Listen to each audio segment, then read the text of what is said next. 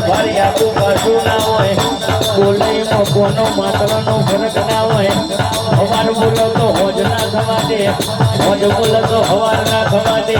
રડૈયા માની મેરડીની વાતો પડી ભાઈ